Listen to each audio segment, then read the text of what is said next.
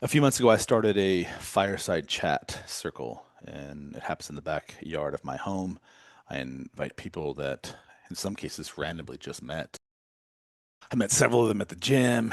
I met them in the sauna. That doesn't sound conspicuous. Just keep your mind where it belongs. It's wholesome.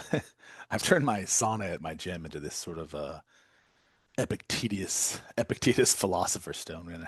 And when the right people are in there, there's some really deep and meaningful conversations.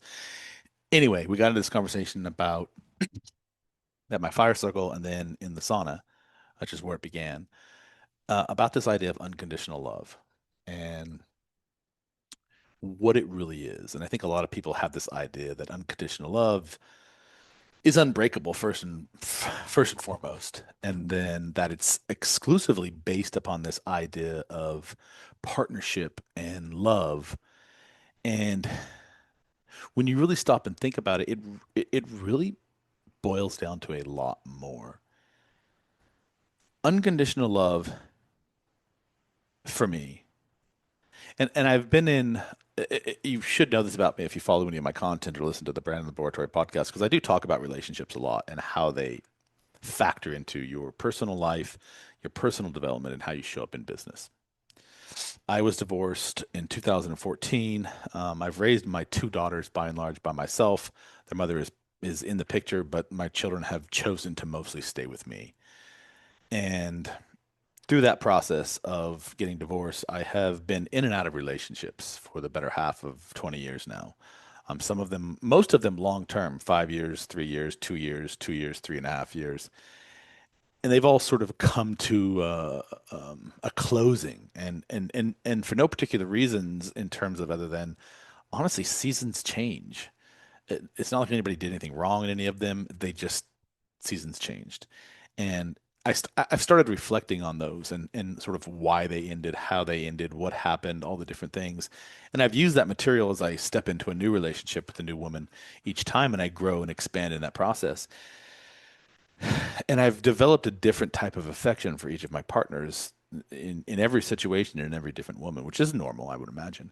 But this whole idea of conditional love and I photographed weddings for a very long time. I don't do them anymore, but for a very long time I was always sort of front and center of this idea of marriage and love and unconditional love and till death do us part. And so I've had a lot of time to sort of reflect on what that actually means.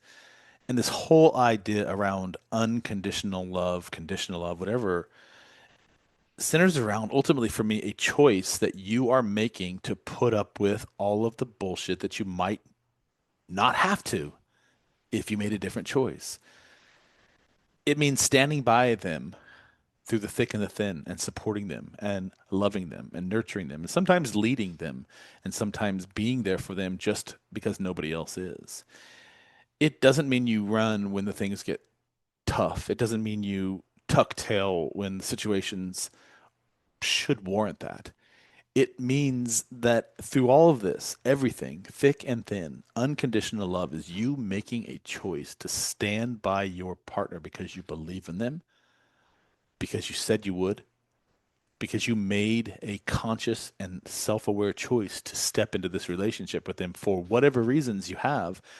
But that's what it means to me. It's a conscious choice of you choosing the other person whom you said early in the process, I want to metaphorically get in bed with you. I want to be in a relationship with you. I want to love you. I want to be loved by you. And it's for me, it's pretty simple. Are you willing to do that? And in life itself, are you willing to unconditionally show up for the things that you truly love? And in the process of making that choice, you are choosing to see it through. You are choosing to see your business. That doesn't mean you don't have to be flexible. That doesn't mean you won't have problems. That doesn't mean you don't make adaptations. That doesn't mean, but at the end of the day, you still make that choice. And if you're not making that choice, then it's not truly for you. There's something else that you want to do. And that's really what it boils down to. And I've had a lot of time to reflect on that because I've had some partners that have walked away from me and then it was a difficult time for me.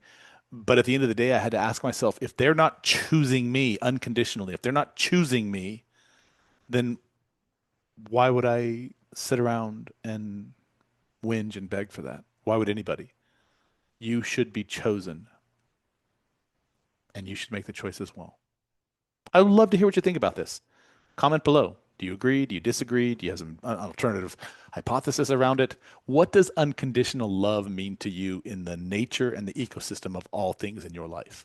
Let's have a conversation about it.